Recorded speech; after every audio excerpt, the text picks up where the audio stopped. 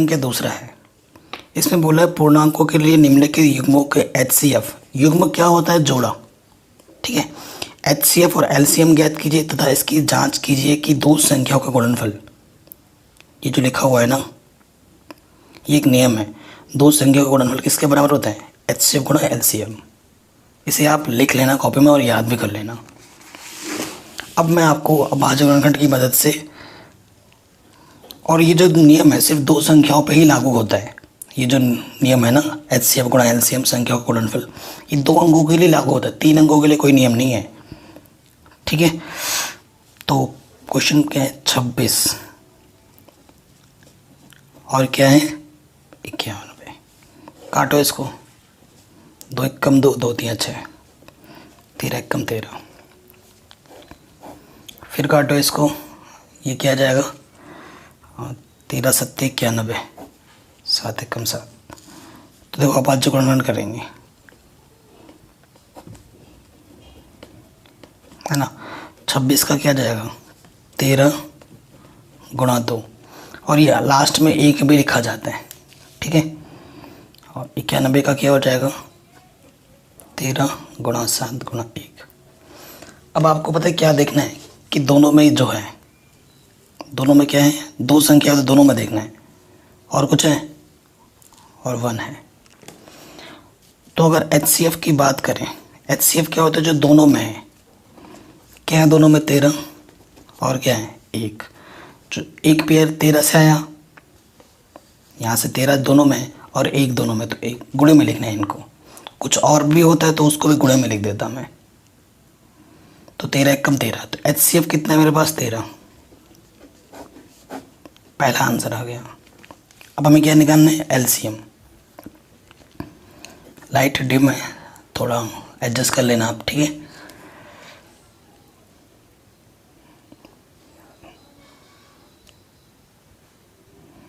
अब देखिए LCM का रूल क्या होता है? जो दोनों में है उसे एक ही बार लिखना है, जो दोनों में है उसे एक ही बार लिखिए। मतलब HCF जो है उसे लिख दो, और HCF के अलावा जो बचे हैं वो नंबर है उसको गुणे में लिख दो। यहाँ से क्या बचा था? 2, यहाँ से क्या बचा था? 7। 13 7 दूनी 14, 13 और 14 को आप क्या कर दो? गुणा कर दो। ठीक है, 13 और 14 को आपको क्या कर देना? गुणा कर देना। तो क्या आ जाएगा? 182। तो ये आ गया मेरा LCM। आया समझ में? LCM कैसे निकाला हमने। अब जांच करनी है, क्या होता है? प्रथम संख्या गुणे द्वितीय संख्या, LCM गुणे HCF। ठीक है, ये नियम होता है। तो पहली संख्या में क्या दे रखी थी? 26, द्वितीय संख्या 91, LCM हमने निकाला 182 और HCF हमारे पास है 13। अब भाई गुणा करना तो आपको आना चाहिए ना, गुणा करना तो आपको आता ही होगा। देखो 26 को जब 91 से आप गुणा करोगे, अब मैं गुणा करूँगा तो टाइम वेस्ट होना है, इतना तो आपको आना चाहिए। ठीक है भाई, तो जब 26 और 91 को आप गुणा करोगे तो आपको मिलेगा 2 3 6 6, और 13 को जब 182 से गुणा करोगे तो भी मिलेगा आपको 2 3 6 6, यानी कि दोनों तरफ बराबर आएगा। अगर बराबर नहीं आ रहा है दोनों तरफ तो आपने ऊपर आंसर गलत निकाला है, इसका मतलब ये है बराबर ही आना चाहिए। ठीक, तो आया समझ में कैसे क्या निकालना है। इसी तरीके से बाकी के 2 क्वेश्चन को भी हमें सॉल्व करना है, 510 और इसको। आपकी बार सेकंड पार्ट में क्या है हमारे पास?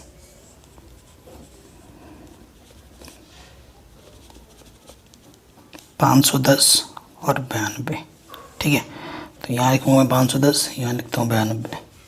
काटो, 5 1 5, 0 5 दूनी 10, किससे कटेगा? 2 से। 2 5 10, 2 1 2, 3 से कटेगा। 3 1 3, 3 7 21, 17 1 17। ठीक है, 92 का करो, 2 से कटेगा, 2 चौको 8, 2 छंग 12, 2 दूनी 4, 2 3 6। 23 का भाज्य संख्या है, 23 1 23। ठीक है, अतः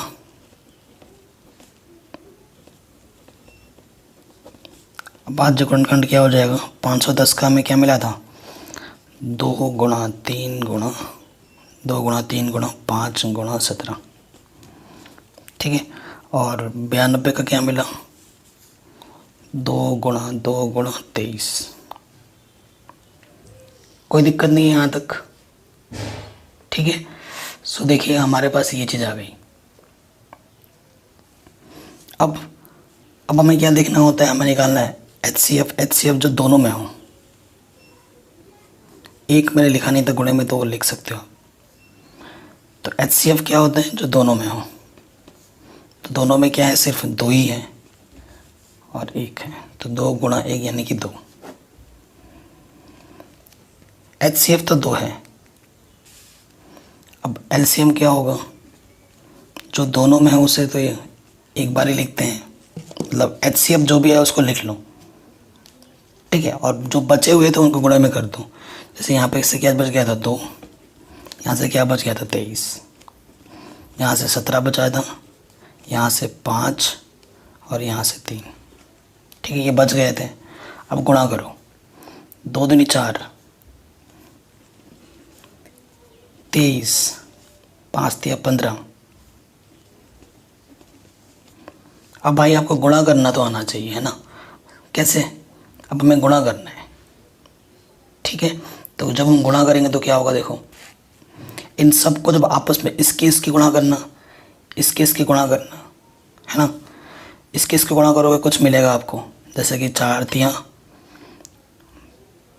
7 तिया 12, हासिल लगा 1, 4 दूनी 8 1 9। अब इसको गुणा करोगे तो जब आप गुणा कर दोगे ना तो आपको मिलेगा 2 3 4 6 0,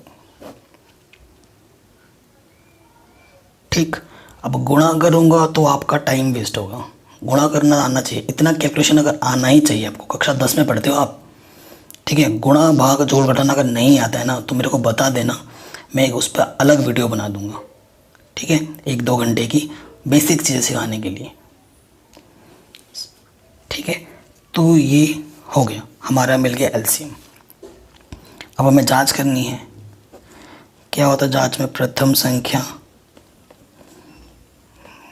गुणे द्वितीय संख्या बराबर HCF गुणे LCM।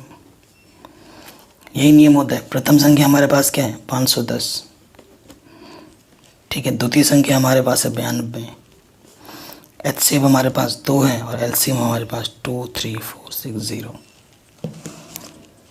ठीक है। आई बात समझ में। अब जब आप गुणा करोगे ना इसको मैंने पहले से ही गुणा करके रखा है, तो ये मिलेगा आपको 46920, और ये भी आपको मिलेगा 46920, दोनों तरफ बराबर आएगा,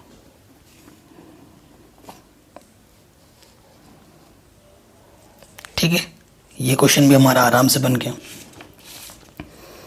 इसी तरीके से पार्ट 3 भी करना है हमें। थर्ड पार्ट में हमारे पास है 336 और 54, ठीक है। 336 और 54, 336 इधर लिखेंगे और इधर लिखेंगे 54, 3 एक कम 3, 3 एक कम 3, 3 दूनी 6,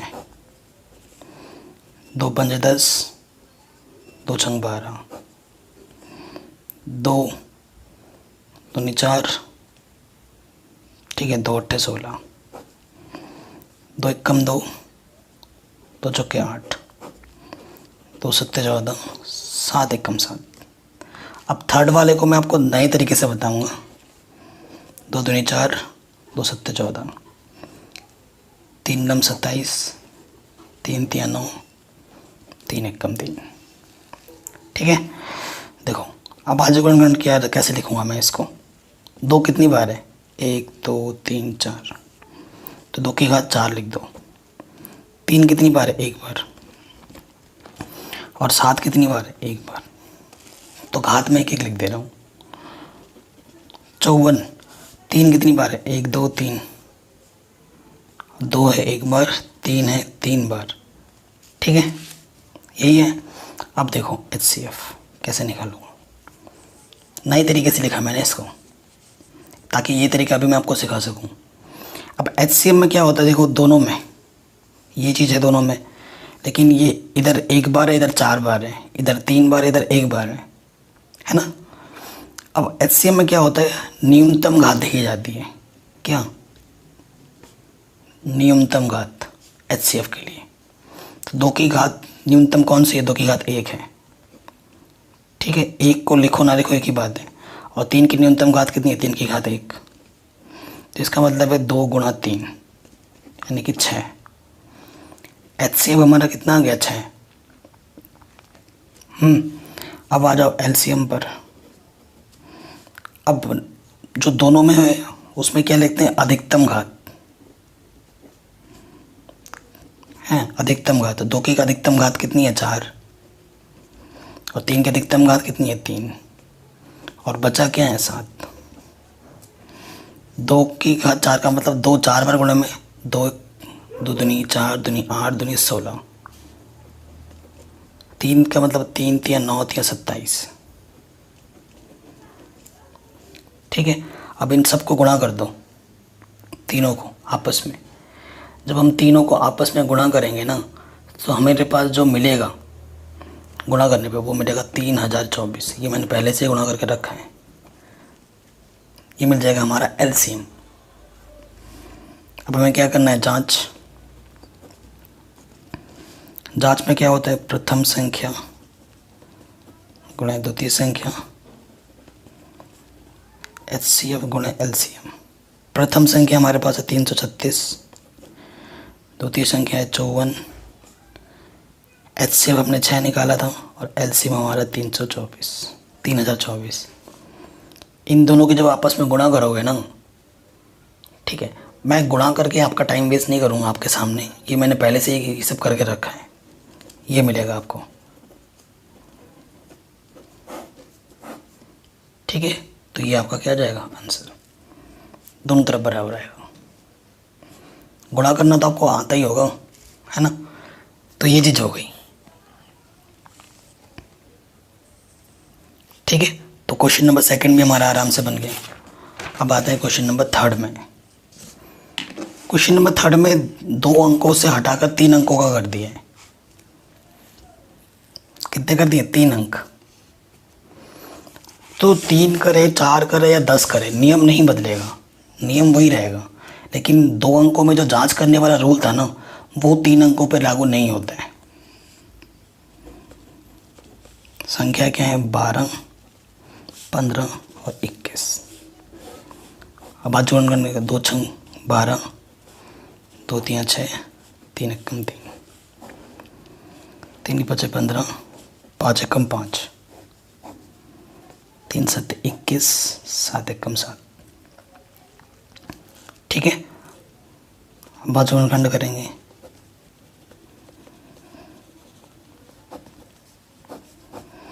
तो 12 को लिख सकते हैं हम, देखो 2 कितनी बार है, ऐसे लिख दो, 2 गुणा 2 गुणा 3। 15 का मतलब है 3 के नीचे 3 लिख, 3 गुणा 5। ठीक है, और 21 को लिख सकते हैं हम 7 गुणा 3। ठीक है, तो देखो तीनों में देखना है, क्योंकि 3 संख्या तो तीनों में देखना पड़ेगा। तो HCF हमें क्या मिल रहा है, जो तीनों में है वो क्या है, 3, और कुछ नहीं है। तो HCF हमारा 3 आ गया। मान लो कि तीनों में कुछ भी कॉमन अगर ना होता, तब HCF क्या होता, तब HCF 1 होता। अगर तीनों में कुछ भी कॉमन ना होता तो HCF 1 होता है। 3 संख्या है तो तीनों में कॉमन होना चाहिए, तीनों में वो चीज़ होनी चाहिए।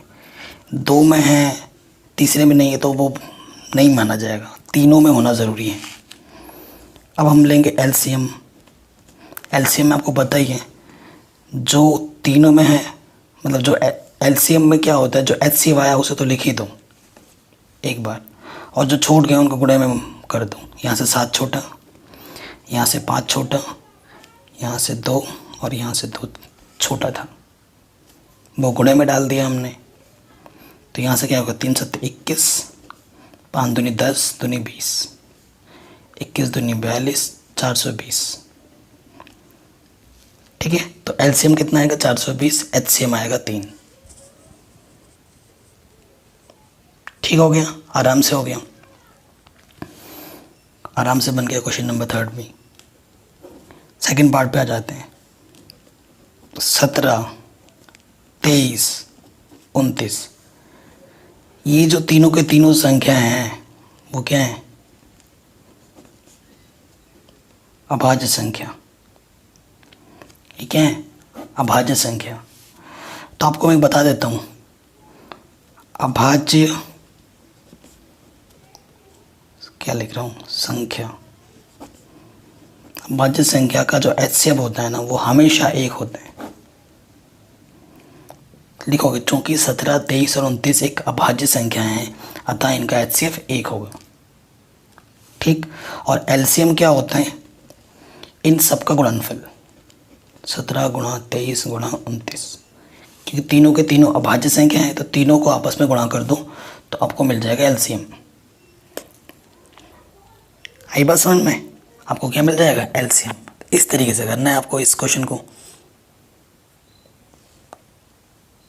ठीक है, तो जब तीनों को आप गुणा करोगे ना तो आपको मिल जाएगा 1 1 3 3 9। गुणा करना आता ही होगा, पहले इन दोनों का गुणा करना, जो मिलेगा उसको किससे गुणा कर देना? 29 से।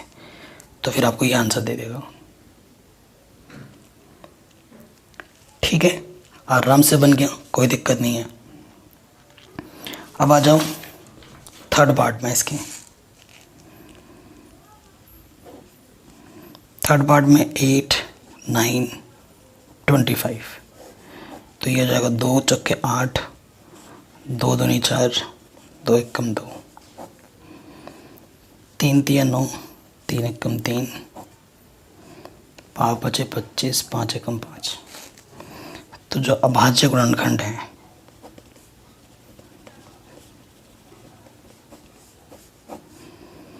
आठ का कितना है? 2 गुणा 2 गुणा 2, 9 हमारे पास क्या है? 3 गुणा 3, 25 का हमारे पास क्या है? 5 गुणा 5। तो एचसीएफ क्या होगा? कुछ भी कॉमन है जो तीनों में हो, कुछ भी ऐसा नहीं है जो तीनों में हो।